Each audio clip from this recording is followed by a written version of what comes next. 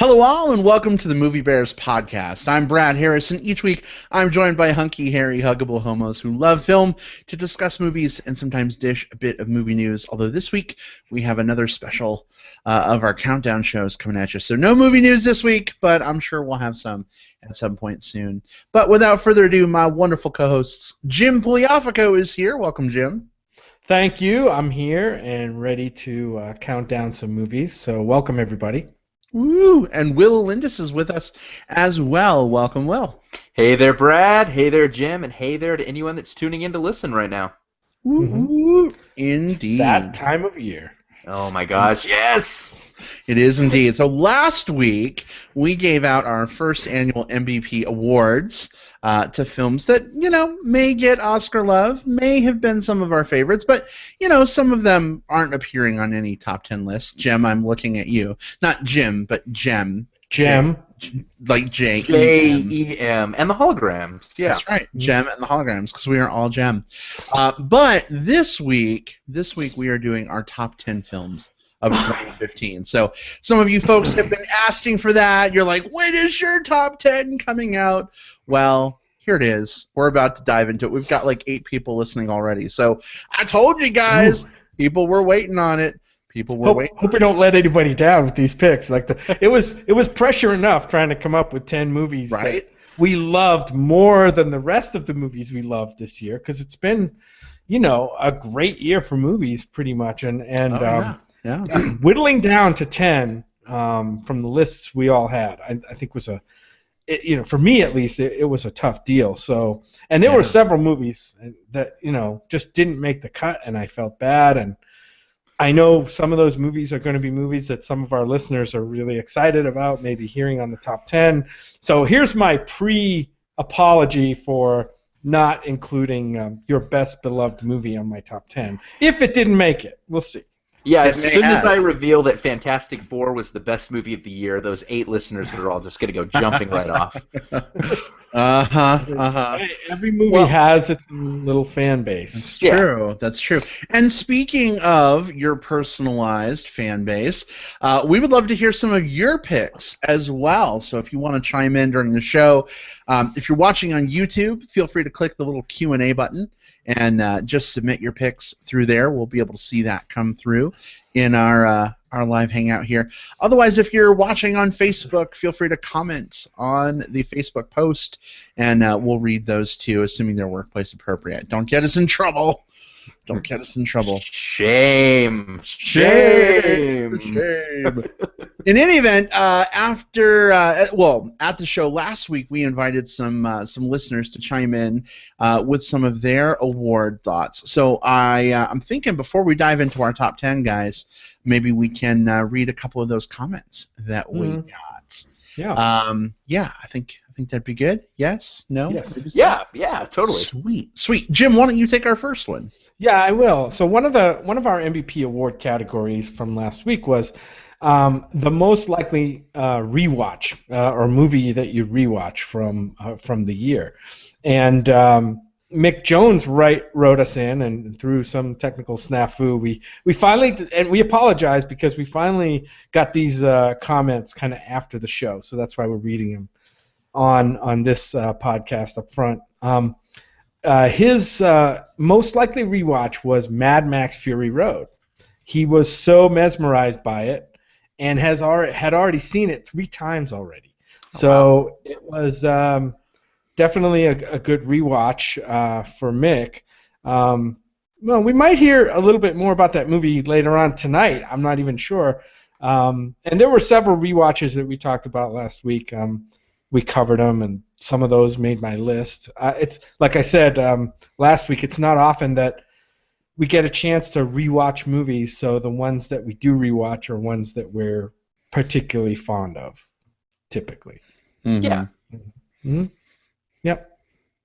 Indeed. All right. Thank you, Mick. Will, I think you've got a comment too, yes? Yeah, I sure do. So Felipe Garcia, friend of the show, and he's been on the show as well for our Star Wars episode. Go look it up in the archives. It's a lot of fun.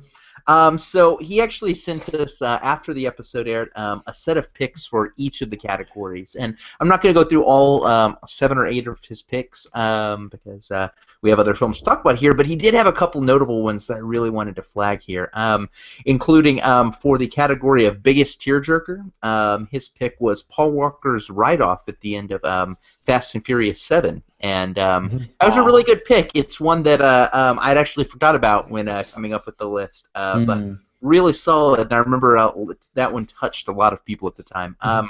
Likewise, Biggest Hell Yeah, I think we talked around this film quite a bit.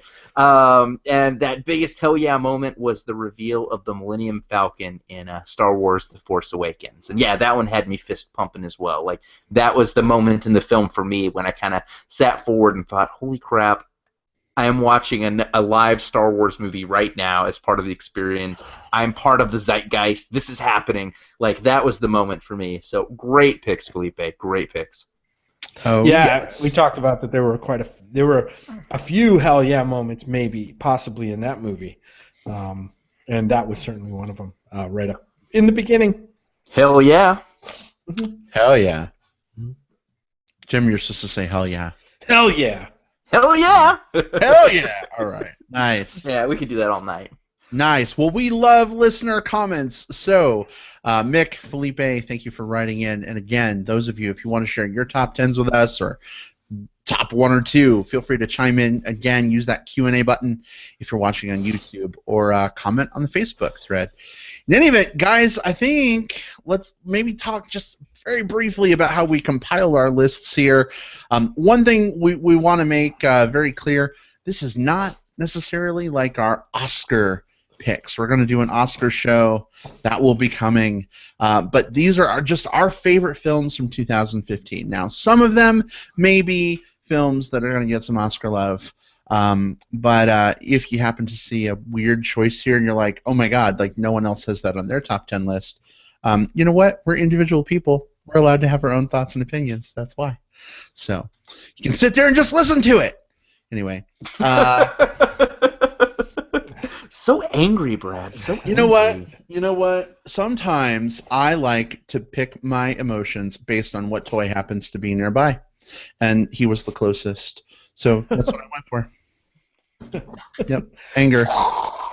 Anger from Minnesota. Listen to me. Was that your Finn bobblehead? That's my Finn bobblehead. Like I try to keep myself from getting too many bobbleheads because desk space, but I had to get Finn. He was my favorite from Star Wars. Go ahead, Brad. No, you go ahead. Is that the same company that makes the Funko figures? Yeah, that's the Funko vinyl pops. So they weren't making enough money on the regular pops. They had to do bobblehead pops, or are they all bobblehead? They have bobblehead and freestanding. Like they've had the bobblehead for a while too. Like they do both. Like you can, in fact, sometimes even for the same line, depending on the characters. Man, they're selling a ton of those. Oh yeah. Yeah. Will, if you have your bobblehead, we should reenact the movie.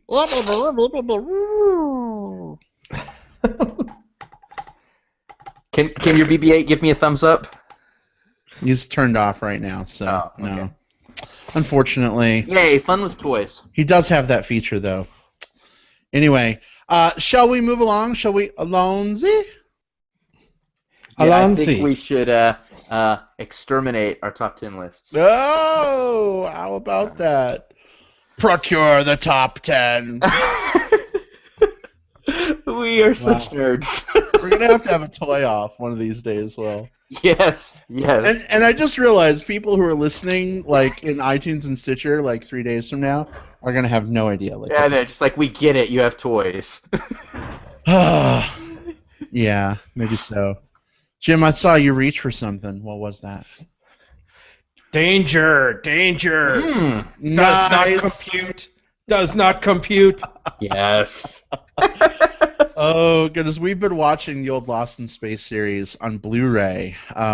Jim got the set for Christmas. From you, thank you. You're welcome. Oh, fun. But it's crazy, like how many of our favorite like robots / androids, I swear, have come from the Lost in Space robot. So, Oh, yeah. that's so much fun. I'm glad you guys are doing that together. I think it's important to have those types of shared viewing experiences as a couple.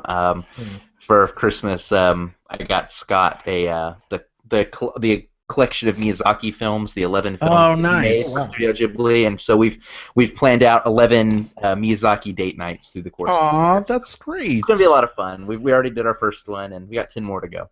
That's awesome. That's really Hey, nice. speaking of toy fun, Felipe is watching the show right now, and sent us this awesome picture of him and his little Funko Pop. Oh, Deadpool. he's so Deadpool. He is, yeah, he is. I guarantee you that Deadpool is probably his most anticipated movie for this year. Either that or what's the other Marvel movie? Civil Wars? Or Star Wars Rogue One, because I know that's coming out Maybe, in December too. maybe. We'll We have have to to ask him which one of those three is his most anticipated movie. Maybe he'll chime in on the show tonight. Yeah. Maybe so. We'll have to see. But holy crap, guys, we have a ton of movies to discuss. Yes, we do. If we all have different choices, it's 30 different films, but I don't think that's going to happen. There's going to be some overlap. I think there's going to be some overlap, but we are going to dive into it. So here we go, our top 10 of 2015.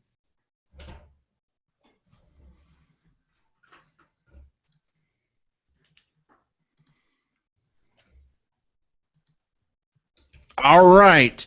So, we have a lot of films to talk about. So we're just going to move through them. We're going to go 10 to 1.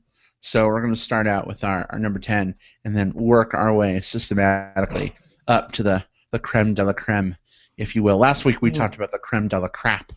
But this week you get our creme de la cream. So here we go. So for me, my number 10, I'm going to go first because you know what? I'm selfish like that. My number 10 film was actually a movie that I didn't think I was going to like very much. It's got some, it's got some good folks in the cast, but you know, there have been so many movies about Steve Jobs that have just been god awful that I was like, really, do we need another one? But I ended up liking Steve Jobs quite a bit. Michael Fassbender as Steve Jobs, Kate Winslet just won a Golden Globe last night, in fact. Spoilers if you haven't watched the Golden Globe, sorry. For her performance in the film. We've got Seth Rogen playing Woz, Jeff Daniels playing every character he plays in Sorkin stuff nowadays. Definitely a great cast in this film. I like that it kind of outlines some of the history, but we kind of dive into some of the the reported shittier sides of Steve Jobs that weren't always front and present. It's a Sorkin film. It's got Sorkin dialogue coming out the wazoo. I was having some crazy awesome West Wing flashbacks watching this movie. I'm a huge West Wing nut, so that was a big delight for me. And somehow, even with all this dialogue, with all this drama, Sorkin manages to whip out a good story that has got some heart, manages to educate to some degree, but just has some really, really engaging character drama. I know we're only doing like 2 minutes of movie, guys, but did any of you like this film as well? Bank my time. I'll be talking about this one here in a little bit. All right. Oh yeah, I definitely like this film. I'm not as big a Sorkin fan as you guys are, although I did like this movie quite a bit. It made my honorable mention. Didn't make my top 10. It just missed out. Again, one of those movies you just can't find a spot for because there's something else you liked a little bit more. And what I really liked about it was that it didn't necessarily try to canonize the man too much. I mean, it definitely showed all the bumps and not so nice parts of the guy. How true it was, the one thing the movie left me with was, how much of this was true and, how much of it was somebody's, perceptions. But yeah, I definitely liked it. Nice. Glad I'm not alone. All right. Will, what was your number 10? This was so hard to narrow it down to 10, and I had to go through a lot of different criteria myself. Like, I looked at films that I thought were technically good. I looked at films that just made me happy and films that I enjoyed, and kind of turned that into a weird mishmash, curated list for my top 10. So that was my process, and the number 10 film is one that I've talked about quite a bit on this show. It's a film called Spring. Spring is a movie written and directed by a guy named Justin Benson, a young kind of up-and-coming filmmaker. This is a genre bender, and that's what I love so much about this film. It takes two very discordant genres and puts them together in a stunning way. This is a film that's a kind of a walkie-talkie romance film, not unlike the Before series from Richard Linklater. But it's also a very Lovecraftian, slow-burn horror, and it's both of those things blended together into something that's very hard to describe and very hard to discuss without getting spoilery, without getting into all the crazy details. This is certainly an experience, one that I recommend to anyone at all. It's called Spring, and it's just a lovely, lovely film. Please go watch it. Well, I knew you'd find a spot for this on your top 10 because you've talked about your love for that film, and it didn't quite make my list. I don't think it resonated quite as much for me as it did with you, although I did appreciate it.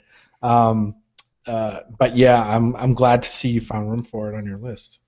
Yeah, this is one I feel like this one and the one that I'm going to talk about for number 9 are ones that I championed through the course of the year, like ones that I was really like, people go watch this movie, please, people go watch this movie. So it felt like it needed to be on the top 10 list, and it deserved to be on the top 10 list. Like, if I saw a movie multiple times, and if every time I kept telling people about it, it's chances are it's in the running. Indeed. Nice. Hey, we've got a quick pick to put up on screen. This is a new listener, Akbar, Mick's other half. He is apparently listening to us while he's got the NCAA stuff muted in the background. So way to multitask, Akbar. Wow. Glad to have you listening. That's awesome. Yeah, by the way, that NCAA thing that he's watching is only the national championship of college football that is on, that I forgot was on tonight because I was buried in movies. So what can you do? So Jim, if we see you watching your phone, we know what's up. No, I won't be. I won't be. I'll go back and watch the highlights later. But all I can say is go Clemson. Oh goodness! Oh goodness! Well, Akbar, so good to see you. We miss you. Yeah. I haven't seen you in like 2 years since P-Town, I think. So, heart to you. All right. So, Jim, what's your number 10? My number 10 is a film.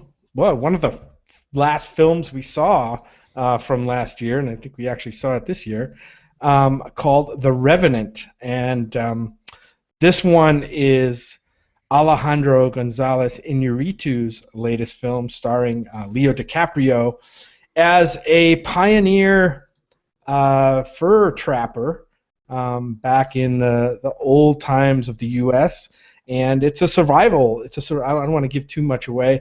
It's a survival and a revenge movie. Really brutal. How can I describe this film other than it's kind of like Terrence Malick's worst pioneer nightmare. It's kind of the way I describe this film. Gorgeous cinematography, some great performances in this. Both Leo DiCaprio, who's being talked about, of course, for the Oscar.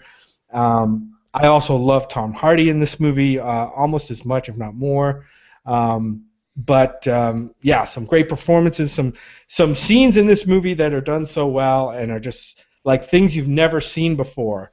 Are on the screen in this movie, so I'd recommend going out to see it. It's definitely a worthy pick for the list. I don't think it's the first time we're going to talk about it tonight, so I'll leave it at that and say The Revenant was my number 10. Nice. And I have a feeling it's going to come up more later, too. I will say this did not make my top 10. or my honorable mentions. People are going to kill me. Sorry. Mm-hmm. But Leo DiCaprio, like, grunting and crawling around in the snow for 3 goddamn hours, was just not, I don't know. I liked it. It was fine.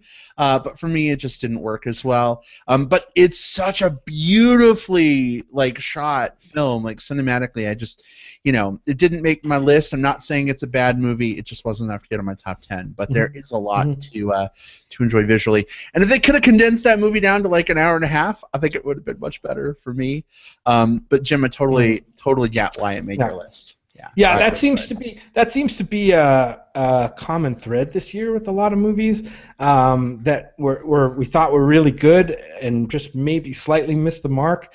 Movie length seems like a common gripe, I think, among us. But who knows? Maybe 2016 will be the year of the slightly shorter movie. I doubt it. Maybe.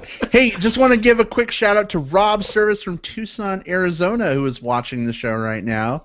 Rob is a local friend of ours, and glad to have you watching, Rob. Hello. We need to hang out soon. It's been like 2 weeks. Mm-hmm. I know. Hey, Rob. Hey, Rob. Hope you're enjoying. And hey, let us know some of your picks too. Definitely, Rob. Well, he's from Tucson, but he could be anywhere in the world tonight. I mean, that's true. That's how Rob rolls. Just like the Carmen San Diego thing. Yeah, where in the world is Rob Service today? Yep, totally. It's totally so cool. All right.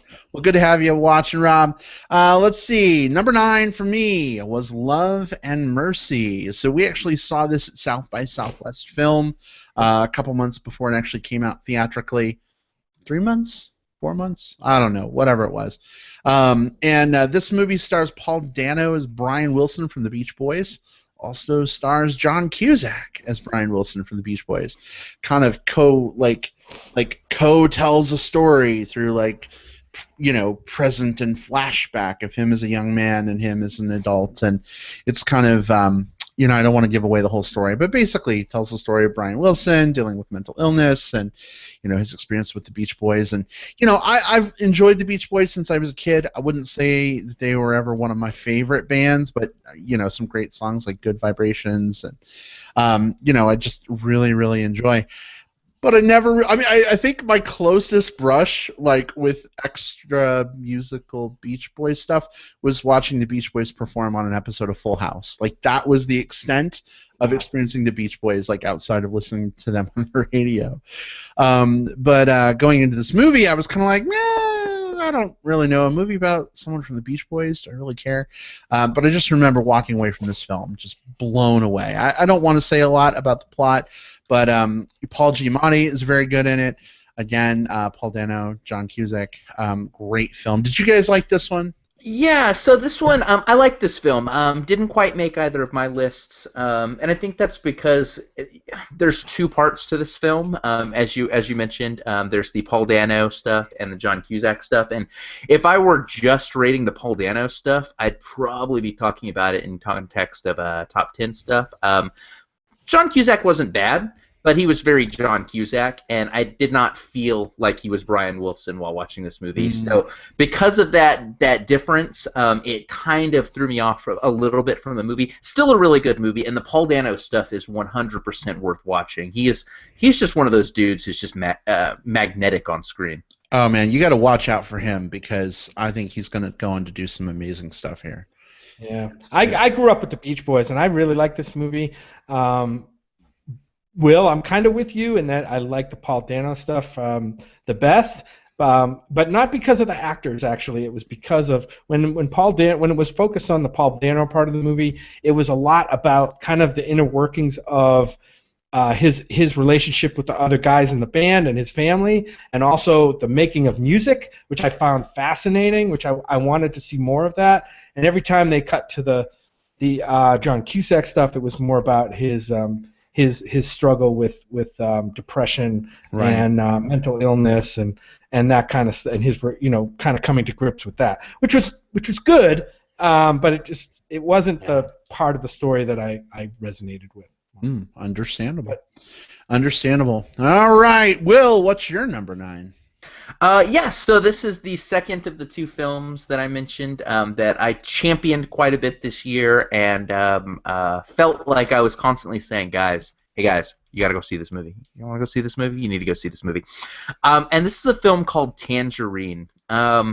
Tangerine is a film by director and writer Sean Baker, and this is my second film in a row where the writer is the same person as the director. So go figure. I guess I like these types of films. So Tangerine's a cool little film. It's certainly independent as hell in that this whole thing was filmed on, and this is kind of the gimmick or like the buzz about this movie. The whole thing was filmed on an iPhone 5, like an entire feature-length film.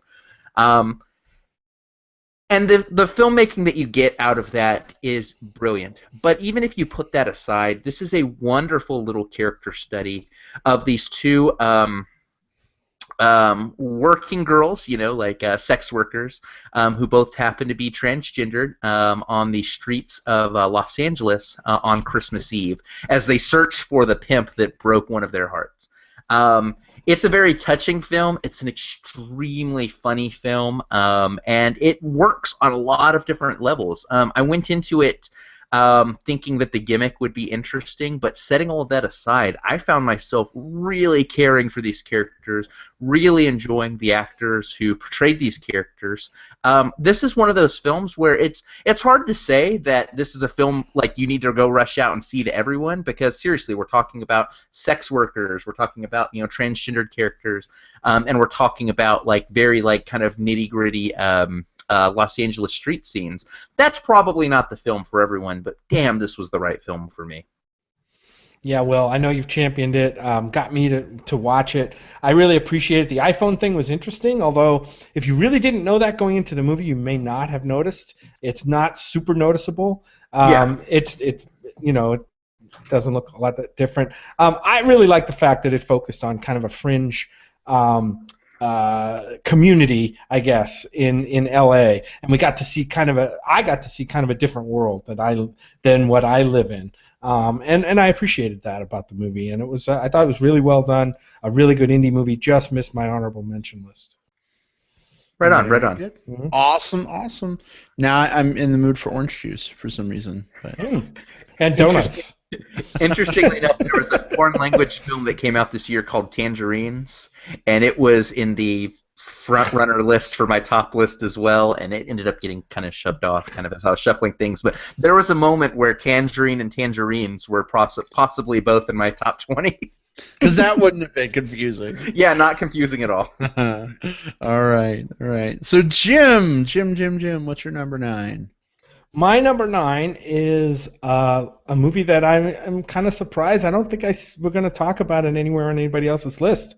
It's the latest Ridley Scott movie called The Martian, starring Matt Damon as an astronaut in the near future as the Earth has launched a manned mission to Mars, and he gets stranded there on Mars, left behind by his crew, where the mission control or the space program back on Earth has to try to figure out a way maybe to rescue this guy, and also his crew who are on their way back to Earth try to figure out a way to rescue him. I really like this movie. I just love the way that the narrative kind of moved right along. This is a really snappy movie. I think it was another movie that's over 2 hours, but it felt like, to me anyway, it felt like an hour and a half long. I thought, there was a great supporting cast in this of the people back on Earth and the other crew members, but I thought Matt Damon really carried this movie, and I thought he did a really good job for a guy who, sometimes takes some knocks for his work, and I think in this movie he really, really shone through, and I really like this movie. One of the reasons I think this movie didn't make my list is I really didn't want to put any comedies on my top 10, Jim. There you go. Good. Yeah. Good pull, Brad. we excluded comedies this year? Is that or musical? Yeah, well, I don't know how this, I guess I do know how it was classified as a comedy because the studios lobby for that to get attention on the film Golden Globes, whatever. But no, this is a good one, Jim. I mean, I like your pick. I liked this movie. Didn't like it enough to have it make my list. But I mean, it was entertaining. Matt Damon, good stuff.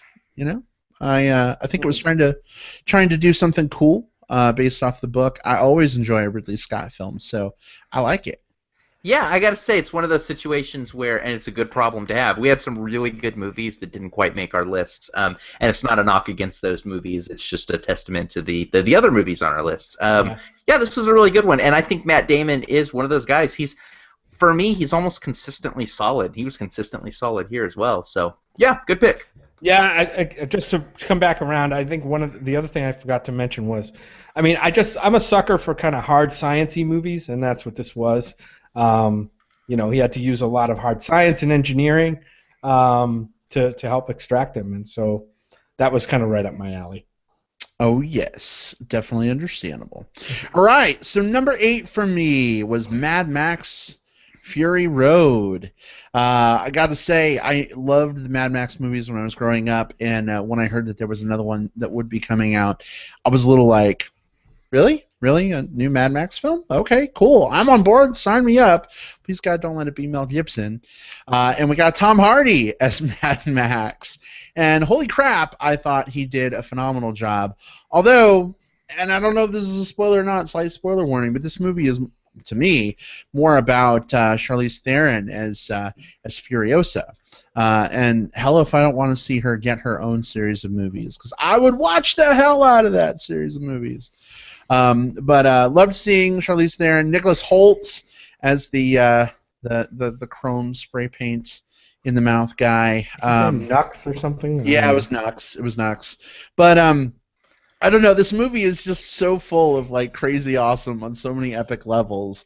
Like dudes playing flame shooting guitars on the front of these like giant trucks with spikes and barbed wire, and man, this movie was awesome. I know it's going to come up later in the list, so I imagine you guys are going to talk about it more. But there was just so much about this movie to enjoy, and I got to say, from a visual perspective, good fucking God, like just so good. Like I can't believe neither of us asked for this on Blu-ray for Christmas, Jim. I think we need. I know. We're gonna have to get it. It's definitely one. We're gonna have to get it. It's definitely on the rewatch list, I think, for us. Yeah, for sure. Mm-hmm. So you know what? I'm gonna bank these 20 seconds, and you guys can talk about it later. How's that? Yeah, I think that's a good call. I think we'll be coming back to this one. I think so too. All right. So Will, what is your number 8? This is another film that I think we're going to be coming back to later on. This is one of two animated features that ended up making my list. So spoilers. This is Pixar's Inside Out. Inside Out is such a beautiful animated movie. For those that haven't watched the movie or haven't listened to pretty much any episode of this show that we've done since like June, because we mention it nonstop. Inside Out is the story about the 5 core emotions that guide and make up the thought processes of this young girl named Riley. Joy, fear, anger, disgust, and sadness all guide her through the troubling and confusing time of being an adolescent. What I love so much about this movie is I feel that it was a movie that was very accessible across the board. Like, the characters are colorful and funny, and so just watching from a very surface level perspective, there's a lot to enjoy. But when you start digging into the psychology of this film, as an adult, there's a lot to love. Like, there's some moments in here that will remind you of how wonderful it is to be a child, and there's some moments that will make you feel genuinely sad. Like, you go through a lot of the same emotions that exist inside Riley's head. Wonderful film. I think it's one of those films where I'm sometimes worried that kids, we dumb down movies for kids. That we expect them, well, kids aren't going to understand this, so let's just give them some crap to enjoy. That happened a few times this year. This is a film that I don't think talks down to children, that it respects them enough to enjoy and understand the concepts, or at least enough of the concepts, and maybe even come back to it later on and enjoy more and more and more on a rewatch. Loved this movie. I think you guys did too. Oh yeah. We're going to be talking about it later. You'll be hearing more about it. That's a promise. Mm-hmm. All right. Bank the time. Two right. movies. Not only two movies, animated movies on your list, Will, but two animated movies from Disney Pixar this year. Yeah. Not on my list. No, but not two on from your Disney list. Pixar, Right, yeah. right. Just but two in the Two the released. potential running. Yes. Yeah. Yes. For sure. Well, good pick, Will. Jim, what is your number 8? My number 8 is a movie from Denis Villeneuve, director Denis Villeneuve, called Sicario. This was a movie starring Emily Blunt, Josh Brolin. Had a great performance from Benicio del Toro in it. This is another brutal, kind of drag you there movie. This one about kind of drug crime at the border, a drama from the viewpoint of Emily Blunt as a fairly new DEA agent who's drawn into the to kind of the border drug wars. And this movie really drags you into the gritty side of it, such that there are moments in this movie where you're there, and at least for me, I was getting kind of queasy to my stomach about and very anxious about being in some of these situations. Denis Villeneuve is a director I really like. He did Prisoners. He's done a couple others that can't come to the top of my head right now. Enemy, I think he did Enemy. He did do Enemy, which Enemy. is Yeah, good movie. yeah. And Sicario. There are some incredible moments in this movie. I thought the ending scene, which I will not spoil, is probably one of the best, most tense pieces of film this year. If you haven't seen Sicario yet, it's worth a watch. So that's my number 8. Yeah, Sicario is definitely one of those films that can make you sick. Ario to your stomach. Oh, nice. Yeah, I like this movie a lot too, Jim. Didn't make my list, but it made me so anxious that I'm like rocking back and forth in my seat a little bit and getting antsy. And it kind of called back to like some of the best episodes of Breaking Bad to me a little bit. And you know, we were talking about putting these lists together, and I think it's just important to note, just because a film like this didn't make my list, it's not that it's a bad movie to me. It's just like, holy crap, there were so many good movies. Sometimes the difference even between like a number, 10 and an honorable mention is just inches. You know what I mean? Like, you got to make a choice. You know what I mean? And Will, you likened it to a Sophie's Choice. Only Sophie had 30 babies instead of one to deal with. So I thought that was an apt analogy. Yeah, and this is a hell of a pick. This is one I wanted to fit on my list. I just couldn't. I love Villeneuve. You mentioned Prisoners, a movie I loved. Enemy was one of my top 10 movies from last year. I still think about that film. This one fell just short, not because of any problem with the filmmaking itself. I think the subject matter is one that maybe wasn't my favorite subject matter itself, but I think he executed it extraordinarily well. So great pick. Yeah. Mm-hmm. Absolutely.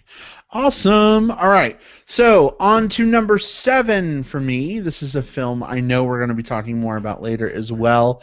And I talked about the difference in like inches. Like, here we go. We're starting to get into the part of the list for me where it's like the difference between one movie and another is slight.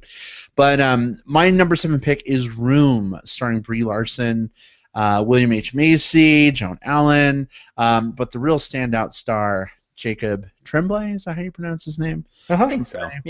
Yeah, something like that. Usually hate those precocious kids. We The talk little about kid who was drunk on the Golden Globes last night. Yeah. but yeah, I just thought he did a tremendous job as the young boy of Brie Larson's ma.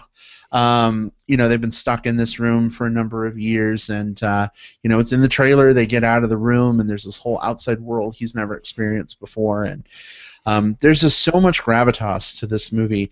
And holy hell, Brie Larson, like, first of all, I was glad to see you win the Golden Globe last night in your Slave Leia outfit. That was kind of great.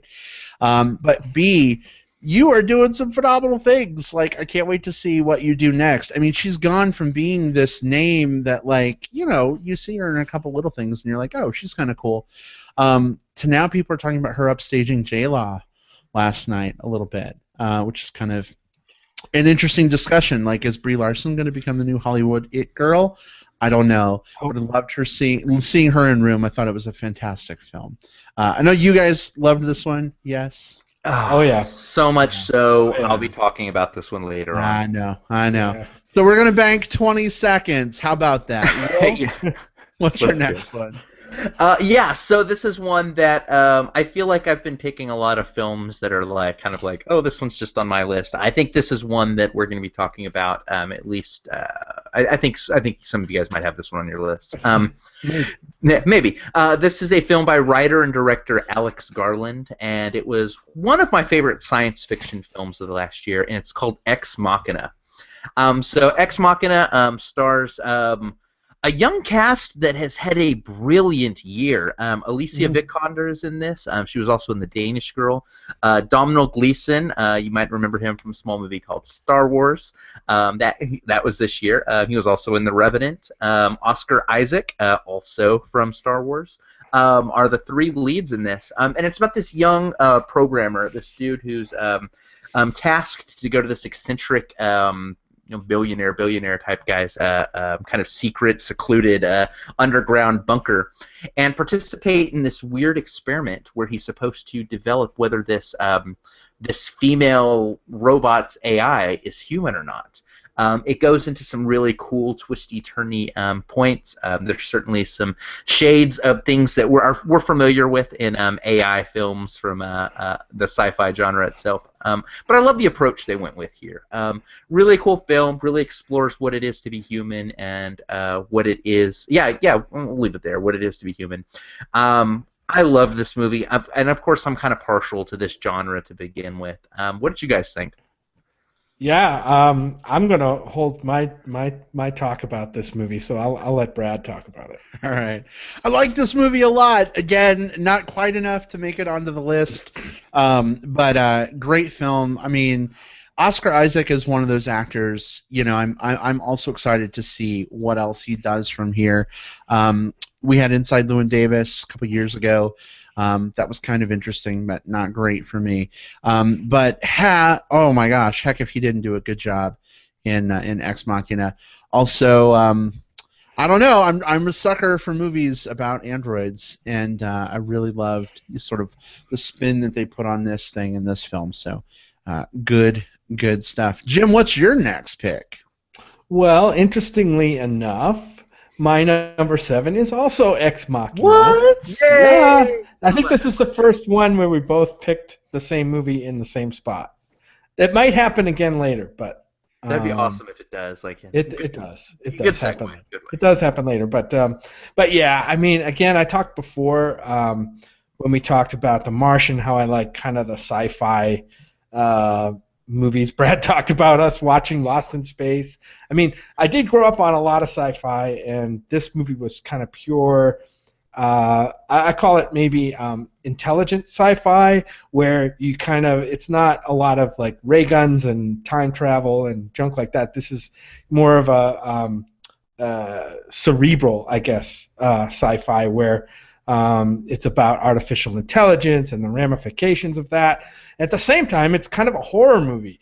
This definitely had horror movie aspects to it, and I love that those two in combination. I mean, look at a movie like Alien or whatever. This wasn't an action movie like that was, but it definitely had the sci-fi element and the horror element combined in a tense, thrilling. Really, a two-hander. There's only 3 actors, I think. Well, there's maybe one other, but there's mainly three actors in this movie, and they all do a great job. You mentioned them before, but yeah, definitely solid on my list. And you folks that haven't seen Ex Machina really should try to get out and see it. Yeah, speaking of folks that have seen this one, we got a live listener comment from Mick Jones who says that Ex Machina was actually his #1 pick of the year, and I gotta say I can't disagree with that at all. There are a couple that I personally ended up ranking slightly higher, but that's no knock against Ex Machina at all. This was a brilliant movie that really took me a lot of crazy places and really made me think. So yeah, great pick Mick, great pick Jim, and hey, great pick Will. Oh yeah. I love the rhyming, by the way. Great pick, Mick. Love Great it. pick, Mick. Yeah, that was totally intentional, and I meant to say it that way. Good stuff. Good stuff. Good stuff. All right. So lots of Ex Machina love. I'm going to move on to my number 6. Number 6 was a movie I wasn't sure I was going to love it. I talked a little bit about it last week, and that is Creed. I liked the first Rocky movie. All the other Rocky movies that came after, I could probably live without. So going into this film, I'm kind of like, I don't know, really? Like, Sylvester Stallone's like 95 right now. What is he going to bring at this point? And I'm like, does the world need another Rocky film? Yes, it mother effing does, because Creed was amazing.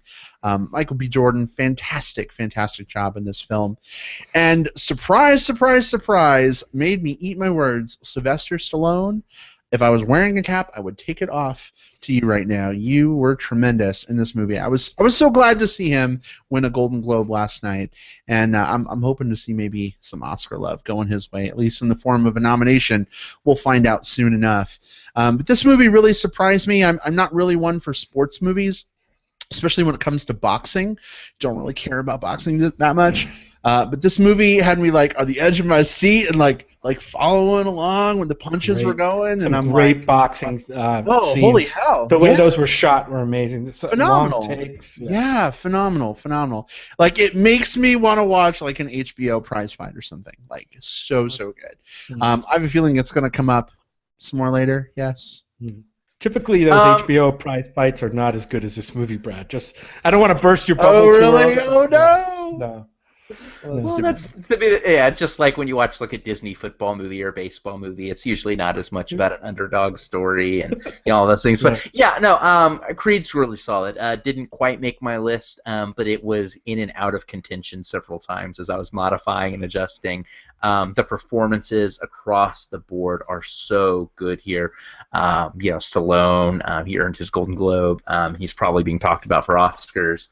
Of course, Michael B. Jordan was quite good here, and direction by Ryan Coogler. I think there was a really good, collection of talent on this that brought together a really solid film. Interestingly enough, though, Stallone did not thank any of his co-stars or director last night, which is a little weird. But did he thank Adrian? He did not. No, he basically thanked his people, but otherwise. Yeah. But anyway, I mean, and I don't know. I every year I put less and less stock in these award shows. Like, we watched the Golden Globes last night. I watch for entertainment, but this was one that I was kind of pulling for. I was kind of pulling for Stallone to get some recognition for his supporting role in this movie. I think he really showed people why he's an icon. I mean, he can do it when he wants to. And he showed it in this movie. But great pick at number 6. Oh, yeah. Thank you. Jim, we've got another live comment. Did you want to take that one? Sure, and I will get to it. Is that the one from Christopher? It is indeed. Okay. So, listener Chris Maynard, I think Chris is our guy from War Machine versus Warhorse, if I'm not mistaken. Right? I don't think we were on with Chris, but I think he's one of the kind of rotating regulars from War Machine versus Warhorse. A great podcast, by the way. If you like movie podcasts, go listen to those guys, Chris and Michael Denniston, on that podcast. But anyway, Queen of Earth was Chris's favorite film this year, and I wish I could comment on it because. But I can't because I didn't get to see Queen of Earth. I know it stars Elizabeth Moss. I don't know much else about it. Will, I know, Brad, I don't think you saw it, but Will, did you see that one? No, I haven't yet, but I need to because this one's been cycling around the top of my lists. When you go on like IMDb or those sites, and it's like people who liked this also liked, blank, and it's usually put in the same category, or at least I'm looking at it right now. Tangerine, Mistress America, End of the Tour, other movies that I absolutely adored and fought with for this particular list. So did not quite get around to this one, but. From Christopher's recommendation and from, I guess, IMDb's recommendation, I need to. Yeah, and I also just want to give a quick shout-out to Following Films, which is another podcast that Chris does, which is also quite excellent. So make sure to check that out as well. So Chris, thanks for the comment, but this one, definitely Queen of Earth, is going on my list that I call 2015 movies that I will catch up with in the slow moments of 2016. There you go. All right. Excellent, excellent. Will, what is your number 6? Hey, you know how we keep saying, like, oh, we're going to come back around to that one, kind of coyly. This might be the first one, maybe I'm wrong, but I think this is the first one where we actually get to do that, and it's one, Brad, that you mentioned earlier, and it's Steve Jobs. I'm right there with you. I was not expecting to like this movie at all. I like Michael Fassbender. I like Kate Winslet, and I'm probably right between the two of you on Aaron Sorkin. I think that he is a really solid writer, but I don't know that necessarily his writing always works for all properties. He's very, very sharp, and sometimes that sharpness can stand out like a neon light, and not fit very organically with all the work he's doing. Sometimes I guess he's too good a writer, if that's to put a point on that.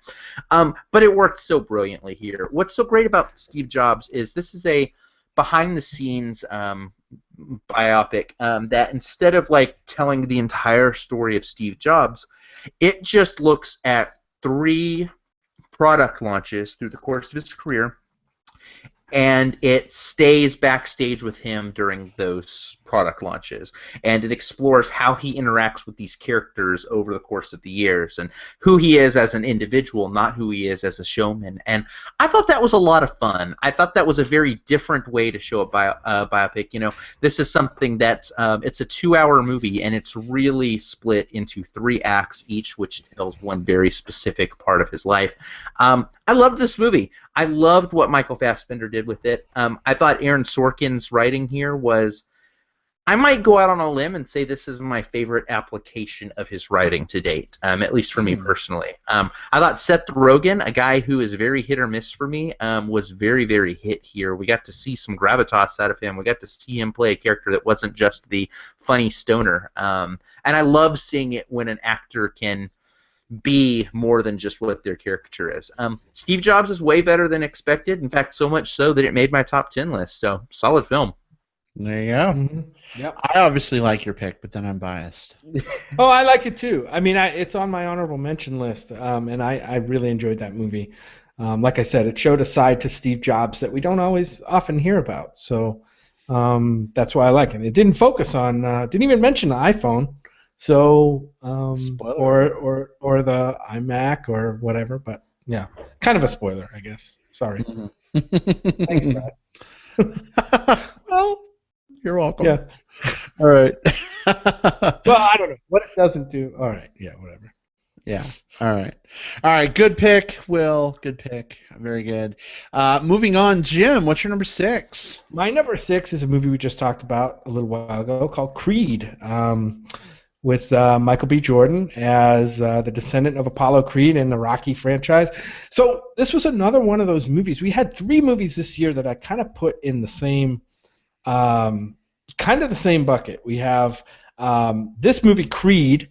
We have Mad Max Fury Road, and we have Star Wars The Force Awakens, all of which I think successfully re-energize franchises that had kind of been dormant for a while. Of course, Star Wars, the Rocky franchise, and what's the other one I mentioned? Oh, the Mad Max franchise. And all of them, I think, did it the right way, and that's why I appreciate these movies. Again, we talked about Sylvester Stallone, but Michael B. Jordan, man, he's another young, up and coming actor that you're going to hear from a lot from. I mean, he was in Ryan Coogler's last movie, Fruitvale Station. I don't think they changed. Did they change the name of that movie? I think they might have, from Fruitvale Station to Fruitvale at one point, or vice versa. It's possible. Yeah, I know the last I saw was Station, but I can't maybe But Michael B. Jordan, forget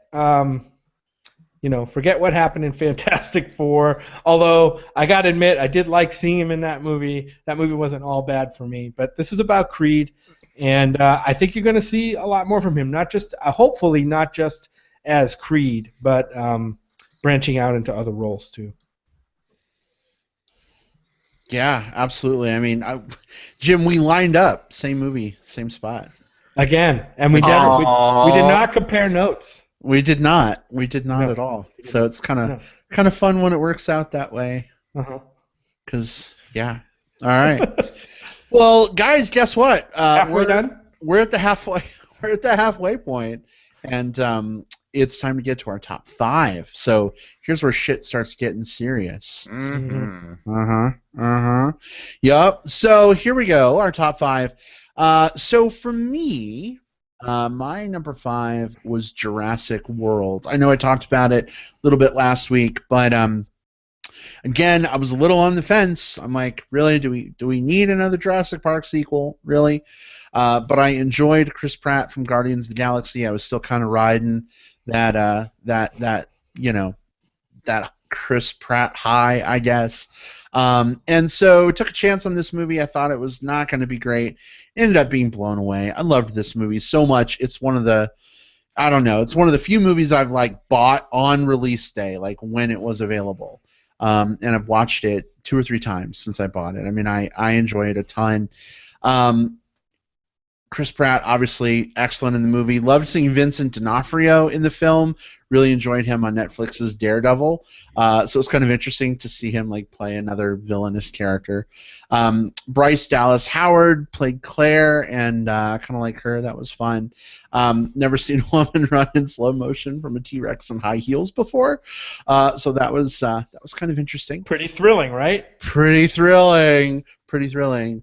But yeah, I mean, I'm crazy excited to see where the Jurassic World franchise goes from here. I don't think this one made your guys' list at all, but you liked this movie to some degree, yes?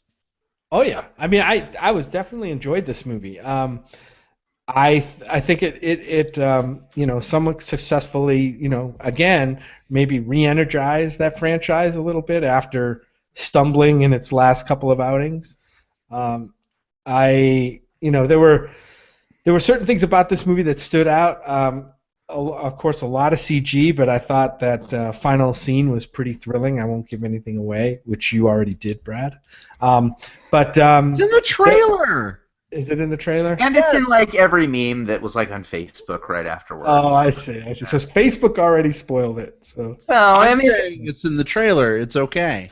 Yeah, and it's a movie from like 6 months. Yeah, I'm just saying. I think. Okay. All right. But yeah, of course, I enjoyed this movie too. It didn't make my top 10, but it was solidly in my honorable mentions, which we'll get to later. Just missing out and couldn't make the list. Yeah, I went a little different direction on this one. Not going to yuck anybody's yum. This one did not crack my top 100. And I'm not being facetious. I have a list of every all this year because I'm anal about that stuff. But this is not the show for that. You guys enjoyed this movie, and I think it's great that you guys did. Mm-hmm. Sweet. All right, Will, what is your number 5? What is my number 5? Oh, yeah. My number 5 is one that was flagged a little earlier, and it is the phenomenal movie Room. This movie rests very heavily on the acting prowess of 2 leads who have to carry a ridiculous amount of weight on their shoulders.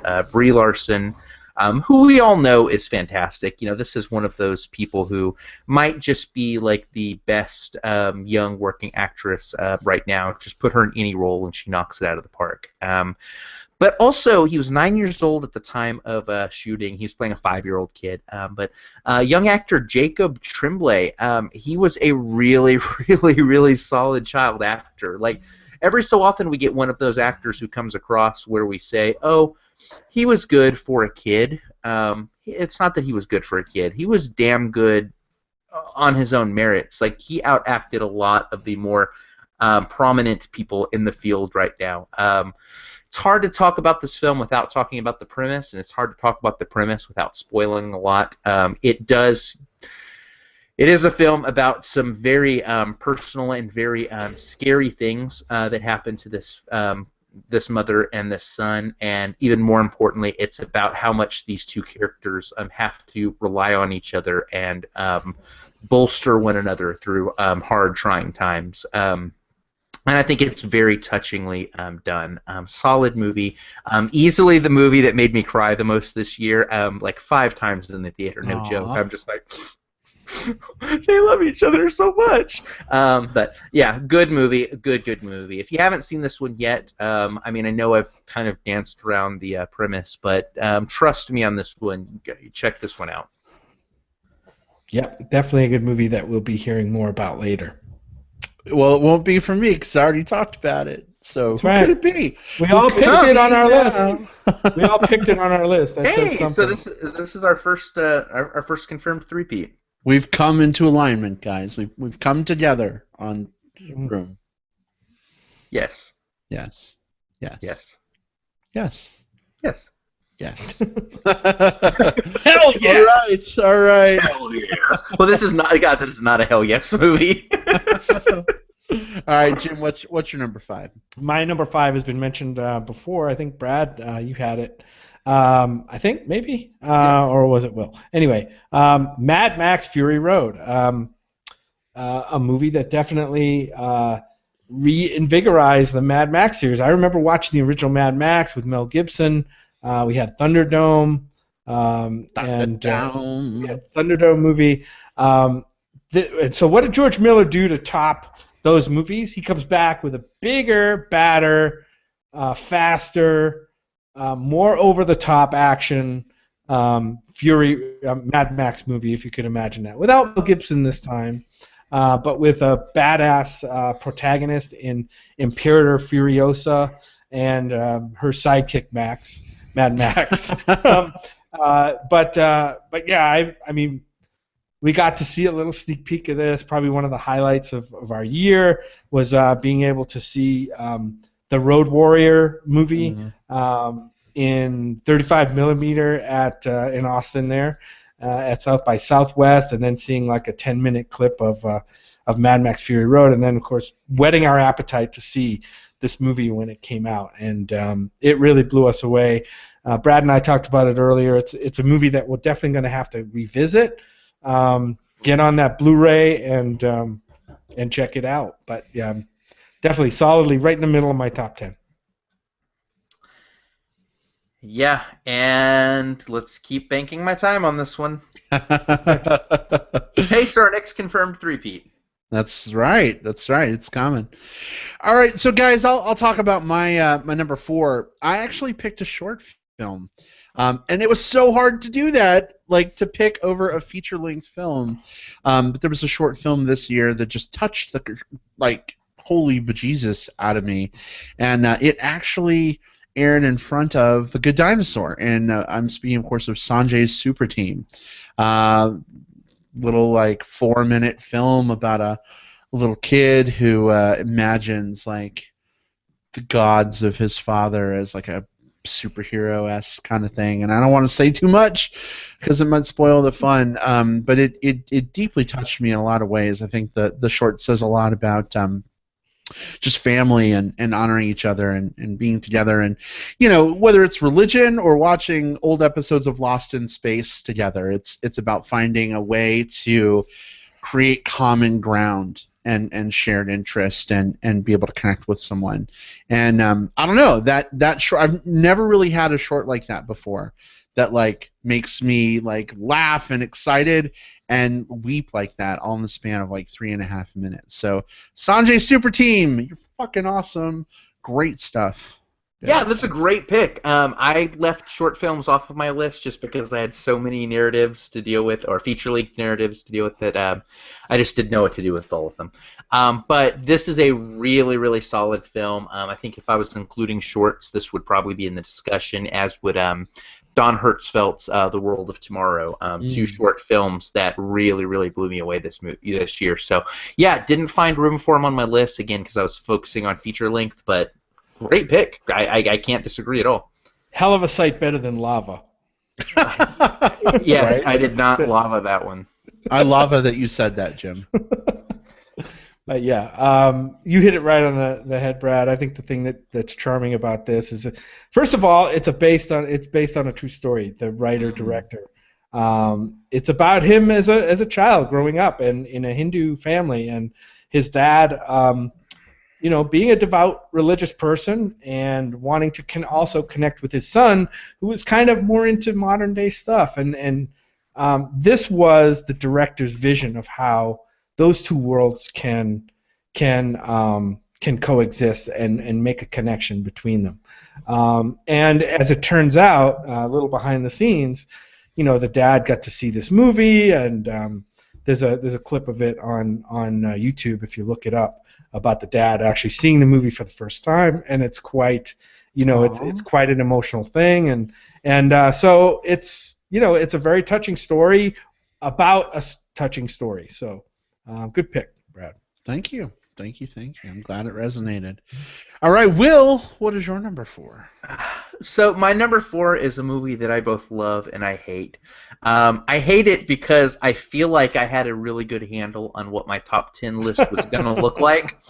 And then I saw kind of the last movie, and it was the film Revenant, a film that I didn't get a chance to see until its Austin, Texas release date of January 8th. And I saw this movie, blew me away, and I had to immediately rethink everything I knew about my top 10 list. There's a lot to love here. The director is a director that I personally enjoy, Alejandro González Iñárritu. He gave us Birdman last year, a film that I think was my number 2 pick, somewhere in that ballpark. Also, and probably just as important, it's another collaboration with cinematographer Emmanuel Lubezki, who is one of the best people kind of working in that role in the industry right now.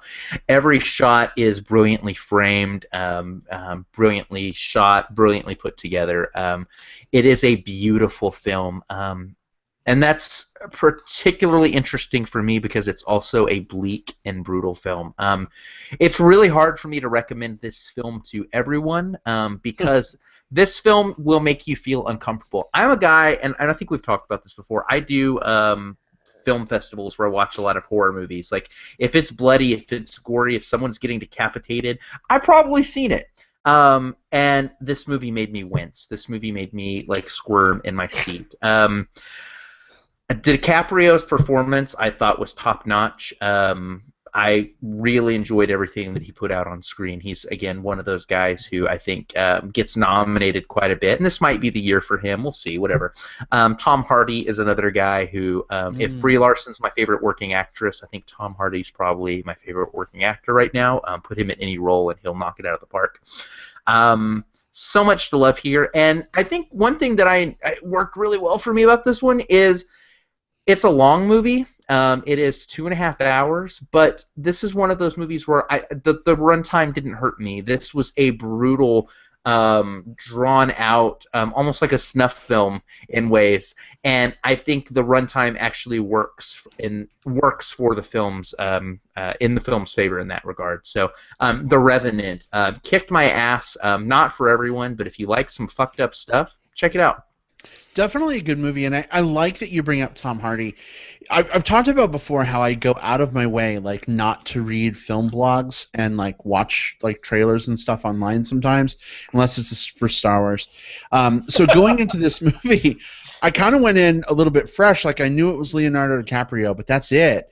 I did not know Tom Hardy was in the movie going in, and so the whole movie, I'm like, why is this guy so familiar? He's fucking amazing. I love this guy. Who is this guy? And we get out, one of the first things Jim says is, oh, I love Tom Hardy in this movie. And I'm like, that was Tom Hardy? Oh, my God. Like, I love his ability to just transform himself in every role that he plays. I mean, this is the same guy who was in The Drop last year. Bronson. You know what I mean? And, yeah, Bronson. I mean, he's fucking phenomenal. And I agree. I mean, he was so good in this. And so was Leo. Yeah, I put it on my number 10 list. An interesting quick story. Was chatting a little bit with Adrian Charlie of the Green Screen of Death podcast, and he was telling me when he saw this movie, somebody in the movie had to be revived because they passed out in their seat in one of the more intense scenes in this movie. And I can totally see that. Like, there's some scenes in here that I'm like, oh my God, they're like, it's pretty amazing that they're showing this stuff. But I like this movie way more than I like Birdman for some reason. I know it's a totally different movie in a lot of ways, and and obviously the natural setting outdoors in the beautiful wilds of wherever they filmed it, I think fits Lubeski's eye more than something like the cramped spaces of Right. a backstage of a theater or something like that. But yeah, I just I really like this movie, and I find myself thinking about it more and more as the day goes on. I don't know if I could. This is a movie I don't know if I could rewatch this movie because it is a rough one to get through. But definitely worthy of the attention that it's getting. For sure. Yeah. All right, Jim, what's your number 4? My number 4 is a movie that, really resonated with me. As you guys know, for some reason it didn't resonate with a lot of critics this year, and I have my ideas as to why that is. And it's Disney Pixar's second release of this year, called The Good Dinosaur. This is an animated movie. It's got amazing animation. I think it's got a great story, which may not be original, but I think it's where it shines is its simplicity and its earnestness and just the heartfelt, honest nature of the story. I think marketing did this movie in a little bit, but I love a lot of the voice cast in this movie. The soundtrack is amazing. It's The Good Dinosaur, Disney Pixar. I think they made 2 great movies this year, and I think this one, unfortunately, has to fall in the shadow of Inside Out. We talked about Inside Out. We'll probably talk about it a little more because Inside Out is a more heady, if you will. It's got some more unique ideas going for it. And also a great story and a great emotional story. The Good Dinosaur was great. I mean, made me cry 3 or 4 times in this movie, no doubt. And that's on the 3rd watch when you know what's coming and you still get hit by that emotional rock. You know that the movie brings something pretty special, and that's The Good Dinosaur for me. Yeah.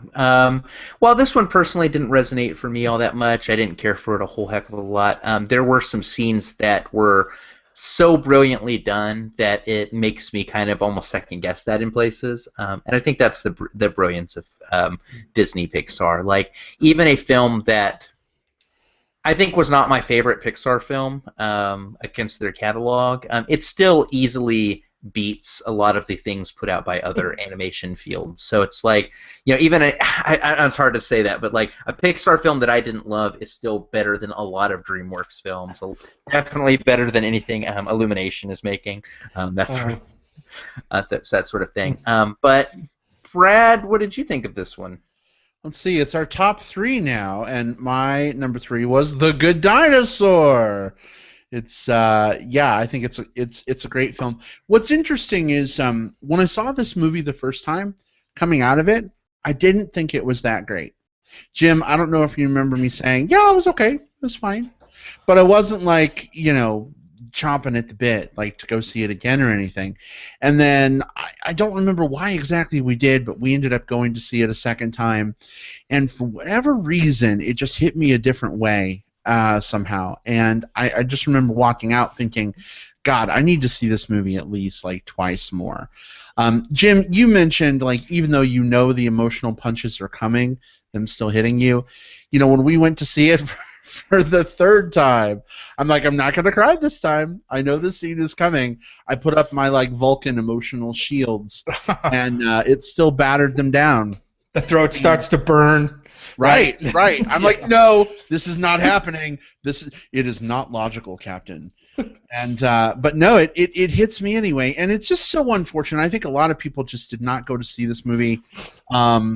It does not compute. Does not compute. But it is a simple story. A boy and his dog turned on its heel, if you will. But it's visually striking. I mean, it's just absolutely beautiful. Some people have complaints that Spot and Arlo look too cartoony against a too real background. I actually think that makes them pop. I think this movie gets my award for most expressive use of eyes in a CG animated film ever. there's just so many things that I could say about this movie, but I only have 19 seconds left, so I guess I'm gonna kind of leave it there. But I want this movie to come out on Blu-ray already. Like seriously, like I want to watch this movie at least 8 or 9 more times on Blu-ray. Mm-hmm. I listen to the soundtrack every day. I went to grab dinner earlier. I listened to a track called "Run with the Herd," and I'm like bawling, driving my Mustang down the road with like fried chicken in the seat next to me on the way home to dinner. You know. I don't know. It's so good. It's so, if you haven't seen this movie yet, if you're listening to people who say it's crap and they probably haven't seen it anyway, that's a mistake because it's awesome. Also, Sanjay Super Team is in front of it, so you get 2 awesome things for the price of 1. Just saying. Hey, Brett, we have a comment from Mick. I think that you should read that one because it's very appropriate. Let's see what Mick says. Mick says, very close to my pick. Good Dinosaur was my number 2. Nice, Mick. I knew I liked you for a reason. Mm-hmm. Awesome. Maybe someday we'll get to hang out and we'll watch it together and we can cry at the same time. I'll bring the Kleenex. Anyway. All right. So let's go with Will. Will, what's your next pick? My number 3 pick was one that kept bouncing around in my rankings, and I think the reason for it is it doesn't stand out necessarily as an extraordinarily piece of direction, and I tend to be definitely a director's guy when it comes to a lot of these films. But it is a very, very top-notch procedural. It's called Spotlight. This is a movie starring Mark Ruffalo, Michael Keaton, and several other people. Liv Schreiber's in this, John Slattery, Stanley Tucci, Rachel McAdams. A very solid ensemble. And this is the story of the Boston Globe and this special team, the Spotlight team, that uncovers the child molestation scandal and the cover-up within the Catholic Church.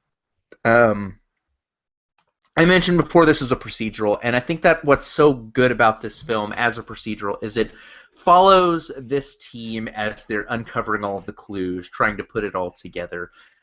What I loved also is that even having like kind of a marquee actor in this, Michael Keaton, a guy who came off of a stellar year last year with kind of a relaunch through Birdman. Every character in this movie had a storyline, had some sort of piece of the action. No matter who you were following, they had some sort of investment in the story, whether it be because of something happening in their neighborhood, something happening in their family, or something happening in their career. And I think I left that vague enough. I loved this movie. This is one that I want to rewatch again. Because the last time I watched it, I enjoyed it, but it also made me feel really dirty because we're dealing with child molestation, and that's an uncomfortable subject. But I want to watch it again, kind of when I'm ready to watch it again. Good pick, Will. Didn't make my top 10, but it was hard in the middle of my honorable mentions. Again, like you, I bounced this movie around quite a bit. At one time, it was in my top 10. Like you said, just a great procedural. I grew up in and around Boston, so the Boston Globe Spotlight is something that I would read actually in the newspapers, not just this story, but other stories that they did. So it was kind of my hometown newspaper. And I thought, so here's the thing about Boston movies. You got to get the accents right. If you don't... If you don't get those fucking accents right, you kind of sound stupid. And this movie, for the most part, got it right. And that's not why this is a great movie. This is a great movie because of the tight writing, the way the ensemble cast worked together. Even some of the more lesser supporting parts. I know Billy Crudup was a lawyer in this. I loved him in this. He was great. I want to see him in more films. There was a part, and I don't know who played it. If one of you guys can look it up. One of the victims, who is now an adult, who talks to the female reporter. I forget what his name is, but he turns in an amazing performance. Got me emotional watching this pretty dry procedural movie. I like Spotlight a lot. Just missed my list.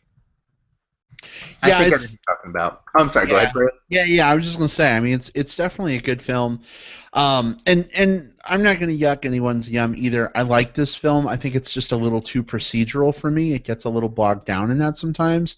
But I do really like how uncomfortable it makes me. And it's weird to say that. I don't like feeling uncomfortable, but like you just watch these like victims talking about what's happened to them. And Jim, the character that you mentioned in particular, I don't want to say too much, but that really kind of like, it's hard to watch, you know what I mean? And that the actor can really sell that you feel like, hey, this guy I'm looking at on screen is conveying to me that he was, molested. I mean, I think it takes talent to do that. So good call out. Mm-hmm.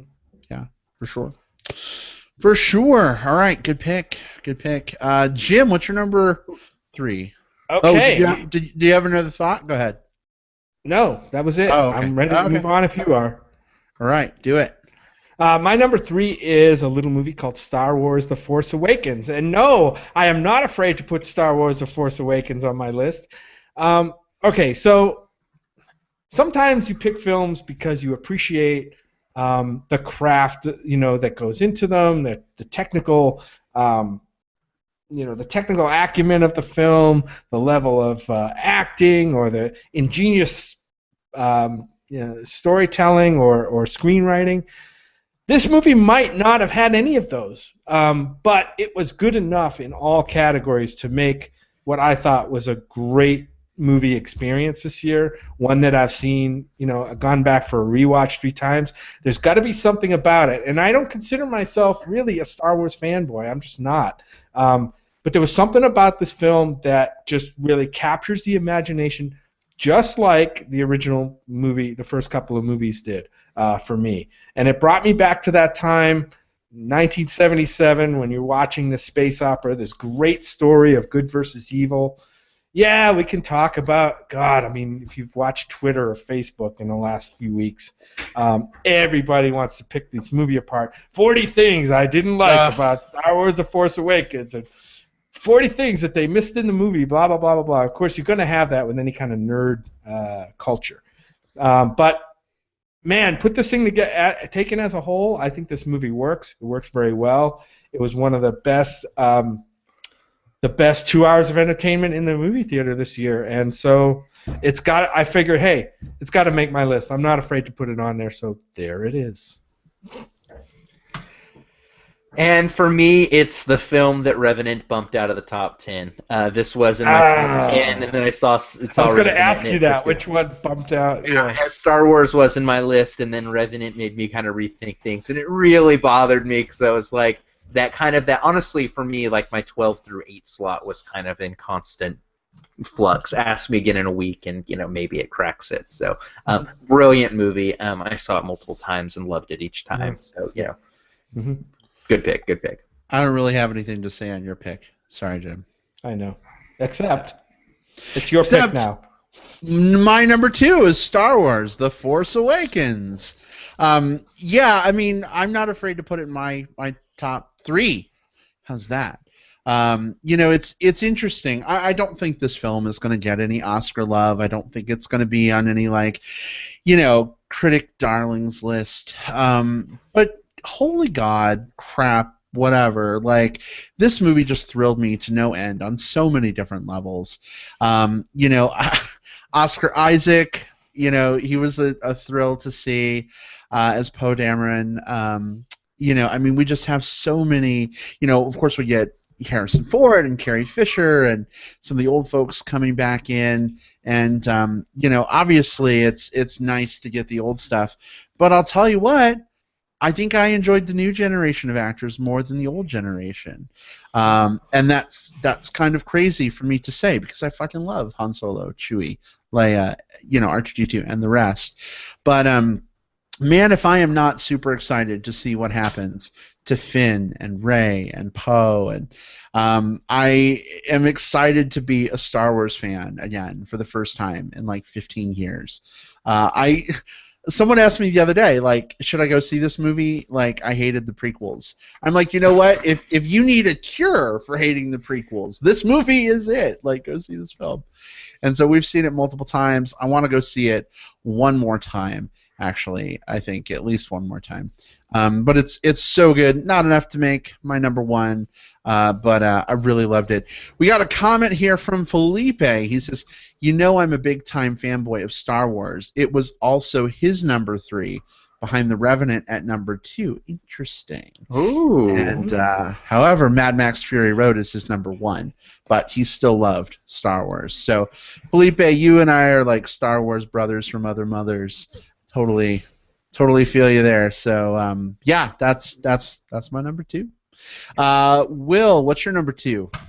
My number 2 is a movie that I hope more people get a chance to see. It's kind of hard for this list because it hit its limited theatrical release on December 30th, I believe, which means it just qualified for the 2015 lists, but it's not available in all areas. It goes wide, I think, this month? Soon. Not fair. Yeah, I know.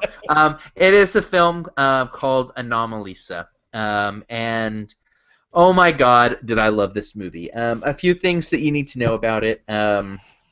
This is a movie written and directed by Charlie Kaufman. He's one of those guys who you see pop up from time to time. Just a really, really unique writer. Things like Eternal Sunshine of the Spotless Mind. He worked on Being John Malkovich and Adaptation and a few other films. Certainly a writer that I enjoyed, and so I was excited going into this. This isn't a completely stop-motion puppet type film, starring only 3 voice actors, David Thewlis, Jennifer Jason Leigh, and Tom Noonan. And it is a beautiful little movie about this man who is kind of overwhelmed by kind of the sameness of all of the other people around him.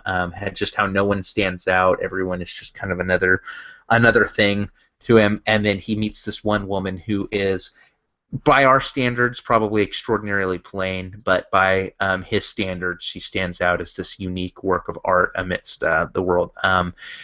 The posters say something to the effect of it's the most human movie you'll see of the year, and there's not a single human in it. And that's one of those taglines that I think couldn't be more brilliantly written. Thank you, Matt Patches. Couldn't be more brilliantly written. I loved this movie. I'm going to be seeing it again. I think it goes on. It hits its release here in Austin this week, so I'm going to go take Scott to go see that one because he's been looking forward to it too. I hope you guys get a chance to see it. This was my favorite animated movie of the year and my second favorite movie of the year. Beautiful, beautiful movie. Well, you're right. I mean, I've been wanting to see this ever since I read some of the stuff that came out of some of the film festivals earlier in the year about this movie. Seen the trailer looks interesting. It looks like there's some amazing stop motion animation stuff going on.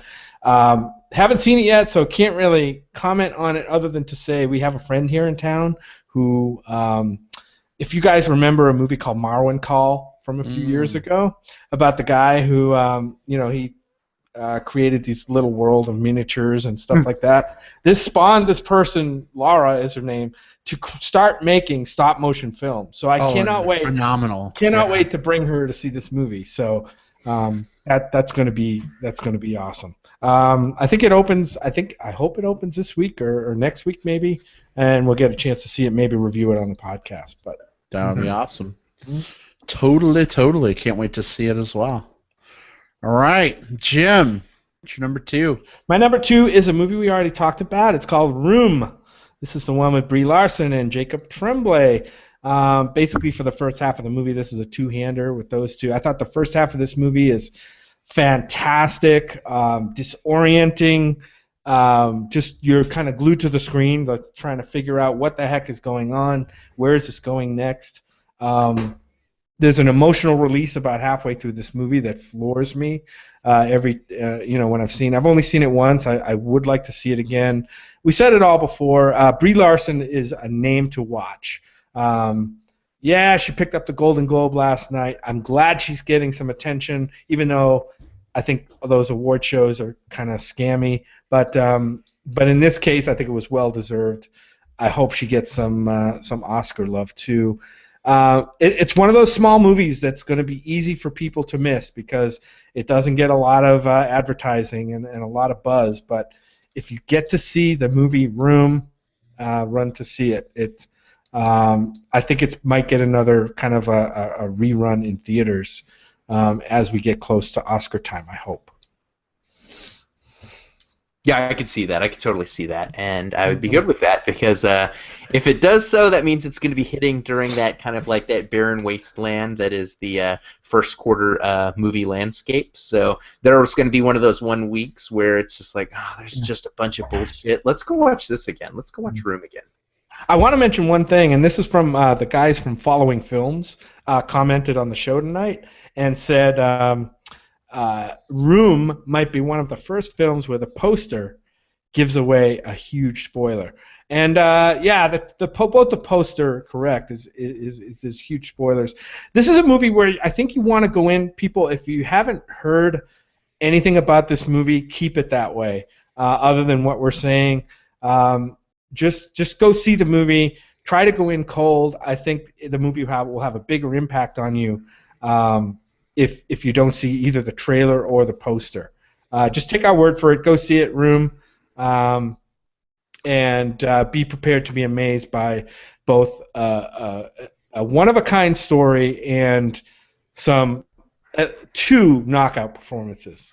Yeah, it's one of those movies that now that I'm thinking about it a little bit more, there's been a few films that we've brought up that are like, this is a film for a very specific audience, or like maybe people that really like this type of thing will like this one. I think Room is one of those few movies that I can say kind of sight unseen to just about anyone, I think you'll enjoy this movie. There's probably one or two people if this doesn't fall into the right category, but this is one that I think I could recommend to a general audience, not children, of course. But Right. but a general audience of my peers and wherever your tastes are, I think you'll enjoy this movie. Right, absolutely. And like I said, this little kid, Jacob Tremblay, I've mentioned before that I just don't like precocious little child actors that are kind of hamming it up for the camera. This is one of the most honest and like bare bones. And like stunning performances from a child actor that I've seen in a long time. Probably back to Quvenzhané Wallis in Beasts of the Southern Wild, kind of along that line. I'm not really in favor of seeing children like nominated for these major awards, but this kid's performance is going to make you stand up and take notice for sure. You know what would be really fun, guys? We should talk about our favorite #1 film of the year. That wouldn't be any fun at all. Why not? Because that means the show would almost be over. Oh, sadness and joy. And you need both of you. Can we both get along and make very melancholy? Hey, guys! Goodness. Yeah, sorry. We were talking about little puppet stuff, and I had to do a little Inside Out toy figure puppet where show. the hell you went? I'm like, is Brad ever gonna come back? We lost Brad. Let's keep talking. Here we are talking. No, I was waiting for you guys to shut up so I could do my puppet show. Anyway, my #1 is Inside Out. This is one of those movies that I thought looked insanely stupid from the first trailer. I just thought it looked god-awful. Second trailer, I said it last week, marginally better. There was a bear joke. There was a Boston song. I was like, okay, this might be all right. And walked out of this movie just blown away. I mean, the emotional complexity of this film, I can't even begin to touch on. I was watching it again today over lunch. I actually went out and bought it on iTunes and started watching it again. And every time I watch it, there's just new levels of complexity that I pick up on that I didn't even notice before. This film takes me to so many emotional places. And I see this being one of those movies that I just take out to comfort rewatch time and time again. I mean, it's It's fun. It's goofball in ways that don't involve fart jokes. Like, you can be goofy without having a fart joke, believe it or not. But and obviously this is a kids movie. Looking at you, Minions. Right. But it's also obviously really targeted at adults too. And as someone who, I don't know if I'll ever have kids someday, but as someone who could maybe be a parent someday, I think it's interesting to watch this film and kind of see, through these emotion characters, right? Kind of what kids go through. Like, I remember when I was like 11 or 12, right? And I started, bad-mouthing my mom and talking smack. And before that, I had always been that kid who everyone was like, he's the most polite boy ever. And my mom is like, yeah, I'm so lucky. And then I turned 12, and I'm like mouthing off to her and telling her she's dumb. And I didn't know where that was coming from. I didn't get it. But emotions are such crazy, complex things. There's so many things going on. Around then, my parents started having some issues, and a divorce was imminent. And, watching this movie, going back, I'm going over my time. You should start playing the music.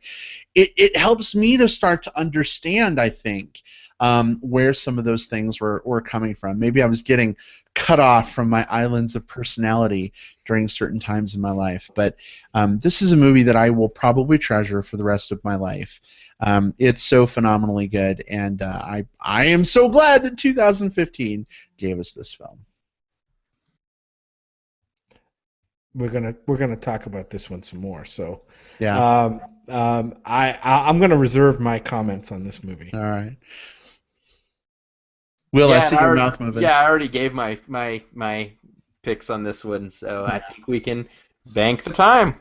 All right. Well, we expired time. There's no time to bank, but that's all right. So let's move forward. Will, what's your number one? This one was a film that's been mentioned. My number one. It's been mentioned on the show a few times.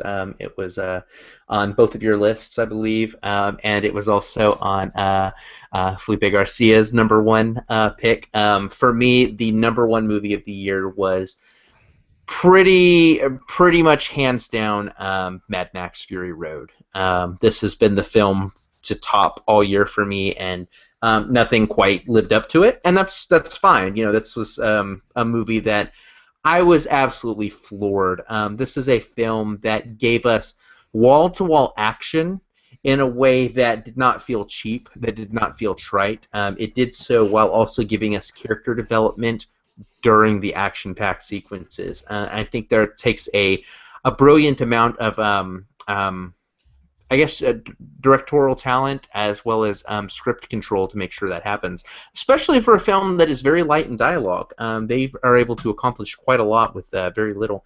The special effects are, obviously there's some cute computer stuff in there, but there's a lot that's very practically done. Like, I'm surprised that this film didn't come with the closing credits with several the following film members did not survive the filming, because there's so many things here. It's like the stunt people deserve an award as much as anything else. I loved what Tom Hardy did with this film, playing the Mad Max role and kind of stepping into the kind of the classic Mel Gibson role and doing quite a good job with it. But even more so, this was Charlize Theron's film as Furiosa, as flagged earlier in the episode. She was, if I could say one character that really blew me away this year, the one character in all of cinema that I think really stood out above all others, I think it was Furiosa. She's someone that I plan to see in any incarnation that we may see again in the future, which I hope is plenty. And it's also the one I have my prop for, and it's my custom artwork for the Mad Max Fury Road comic book done by comic book bear Matt Broussard. Yeah, Matt. Because yay, Matt. So. There's so much to love about this movie. I don't have it on Blu-ray yet. I've done a bad job of picking up the Blu-rays for the films that I've loved this year, but when I do go out and start picking them up, this is hands down the first one I do. Loved this movie. Yeah, I think that's definitely got some love from us this year. And we had a special kind of lead into that movie, as I mentioned before, which sometimes can help skew your expectation of the movie. In this case, it did not. This is definitely bona fide contender for one of the top movies of the year. And in Will's case, it is your top movie of the year. Mm-hmm. Yep. Oh yeah. That's awesome. Yep. That is awesome. All right. Well, Jim, why don't you close us out? Okay, so mine is Inside Out, and we just talked about this movie. Yeah, again, I'm not going to repeat much of what you said, Brad. Just a couple of things. The trailer really set my expectations kind of low for this movie. I wasn't expecting. This is one of those movies where you see a trailer, and the trailer is not so great, and then you see the movie, and you're like, oh my God, that marketing team either knew what they were doing or had no idea what they were doing, because this movie is way better than the trailer. Also loved how this movie took very complex concepts about emotion and made them very simple and not just simple and easy to understand, but easy to absorb emotionally. And I think that's what made this movie fantastic. So not to say too much more about it. Other than, it trumped. I mean, it squeaked out some of those other movies near the top of my list, but loved Inside Out. What can I say? Jim, does this movie make you like really seriously think about your islands of personality? Like, if you think back on your childhood and sort of the core pieces of you, does it kind of shine a light on those at all? No, I think what really struck home with me was the idea of having. You need to have happiness and sadness. Most memories that we remember from our childhood or whatever seem to have an element not only of pure happiness but also of a tinge of sadness too. And those are the ones. Those are the ones that maybe that's why I like dark chocolate too. I don't know, because it's kind of bittersweet. But I don't know. That's the concept in this movie that just floored me. Like, oh my God, like. That's a truth that we kind of all know, but it's not really brought out that much, let alone in an animated movie that you might think was for kids, but as Will mentioned earlier, this movie is really, I think, aimed primarily at people who are more emotionally mature, even though kids will appreciate this movie as well. Yeah, I think one of the powers of this film, and then we'll move on, is it got me to start going back and revisiting some of my more sadder memories that I keep locked away that I don't want to think about. And then when I started analyzing them through like the lens of Inside Out, I started finding things to be happy about in those memories in a way, like, people coming to cheer me up, or, like it kind of like I got to take these things out of the closet that I keep them away in and put them back on my memory shelf.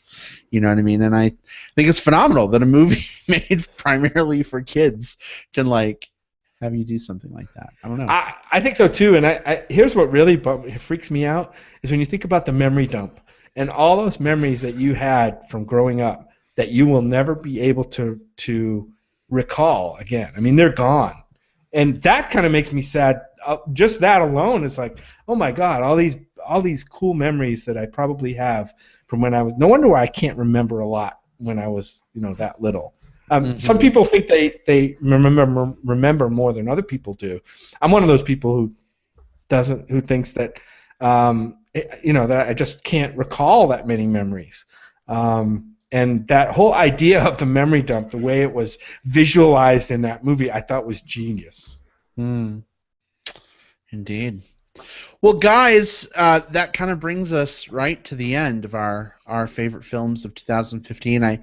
We say this every year, but I'm just so glad to have had such great cinema this last year. I'm anxious to see what 2016 is going to bring. We've already started seeing a couple things. Will, I know you're working on your new list already. I'm like 10 films into my 2016 list already. It's just like one door closes, another one opens. Right. We've got South by coming up in a couple months. We're going to see like 38 new films, I'm sure. We're going to get a big shot in the arm early on. But I can't wait. Cinema is one of those things. Yes, it's great to sit in the movie theater and watch these movies, but for me, in some ways, it's the discussion of the movies with you guys and with listeners of our show that I value most in a way. You know what I mean? It's connecting with other people as a byproduct of watching these movies. So I just want to say, with 2015 having come to a close, I know New Year's has passed, but Jim, Will, our listeners, I love doing this with you guys, and I look forward to it every week. So here's to a great 2016 filled with good movies and good conversation. I'll drink to that. Absolutely. Yeah, I will drink to that as well. Mhm. Yay to movies. Woo woo! All right, so we have some honorable mentions we're going to go through just real quick before we wrap up here, because I know we had some Sophie's Choices right. We want to give them their due a little bit. I'll go through mine real quick. Just some stragglers I had. It Follows, only horror movie to make it onto my list. Joy, I enjoyed. See what I did there. Straight Outta Compton, great film. It just didn't quite make it onto my top 10. Paddington, Paddington, I enjoyed Paddington. It killed me not to have that one go up there, but it just didn't.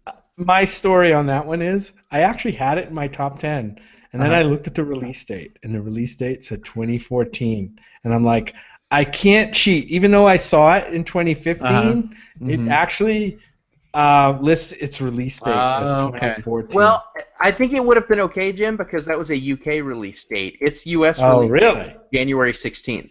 Oh, yeah. Well, in that case, rethink the whole thing. Stop the presses. Blow up the whole shit. Right, definitely. Loved Paddington. But people call me Braddington at work because of that movie. I guess I remind them of Paddington. I don't know. But I think it's kind of cute. Our brand is Crisis. None of us talked about it, but I enjoyed that one. And Jim, you already talked about it. But The Martian. So those are some honorable mentions from me. Will, how about you?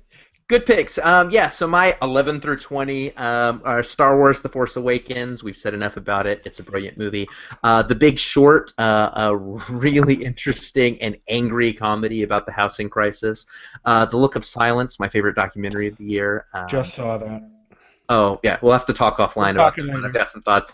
The Duke of Burgundy, the most interesting look at love and sex and power that I've seen in the year. Creed, we talked about that. Brilliant performances, brilliant boxing movie. Carol, very touching. The Brand New Testament is quirky and French, two things I enjoy. It Follows, great horror movie. Victoria, a all done in one shot 2.5-hour movie, which is a brilliant gimmick, and it's entertaining too. And Me and Earl and the Dying Girl, it's quirky and it also made me cry. So lots of good films there, all of which I totally recommend. Very cool, Will. A couple of those I mentioned. Look of Silence and Victoria, I just caught up with this last week to see if they would fall on my list, and they just missed. But I would love to talk to you about those with you. Awesome. Yeah. All right. So my honorable mentions, I've got a few. Kingsman: The Secret Service. That movie really surprised me this year. I really like that movie. Taron Egerton is in that one. We'll talk about him later. Brooklyn. Saoirse Ronan. I love this movie. A very soft, tender immigrant love story. The Gift with Joel Edgerton, written and directed by Joel Edgerton. I'm surprised we didn't see that on our lists already. That was one that kind of blew us away earlier this year. That was another one where the trailer belied the quality of the movie, right? Jurassic World, you guys mentioned that, Brad. Spotlight, Will, you had that. Straight Outta Compton, I thought that was a great movie this year. Steve Jobs, we mentioned that. And Dope, which is a movie that I particularly liked. Another, a surprise, I guess. So pleasant surprises kind of dot my top movies. Great. Pleasant surprises are the best, right? That's right. Hey, we got a listener comment too from Mick, but on behalf of Akbar, saying Akbar is cheering the Straight Outta Compton pick. Good pick. I wasn't a fan of NWA at all. I mean, I really didn't know any of their music. And I watched the movie, and I'm like, hey, this was a pretty fucking good movie. And I started listening to NWA in my car on the way to work. It was awesome. Yeah, Jim came home one night. He's like, I almost got a speeding ticket, and I was like, fuck the police. Fuck the police. Yeah. Anyway, that's a lyric to a song, by the way. That's not my personal view. All right. Yeah, definitely. Back away from that one. We have friends who are police, so I mean, you should be careful, Jim. Oh, I know. I have relatives who are police. They're probably very angry right now. Oh goodness! All right. Well, we are going to forego plugs this time around because we've gone a whopping 2 hours on this show. It's like a monster show. And we just plugged like 60 movies. Right? Right? So we will return to our normally scheduled format next week, probably. But I just wanted to give one last quick shout out. Those of you, Felipe, Akbar, Mick, Chris, all of you folks who have been watching live and submitting your comments and picks. We adore you guys. We love the participation. Thanks for writing in. And for those of you who are listening on digital tape delay, I love that term. I coined it. Digital tape delay. Digital tape delay. We still want to hear your picks too. We may do a quick follow-up at the beginning of next week. So if you want to let us know your picks, feel free to comment on the video on YouTube, comment on Facebook, or just shoot us an email, Brad at moviebearspodcast.com, Will or Jim at moviebearspodcast.com, and maybe we'll read your picks next time. Have a great week, everyone. Be safe. Go see some great movies. Some good ones are already coming out, and we'll see you next time. Take care, everybody. Bye. Bye. Bye-bye.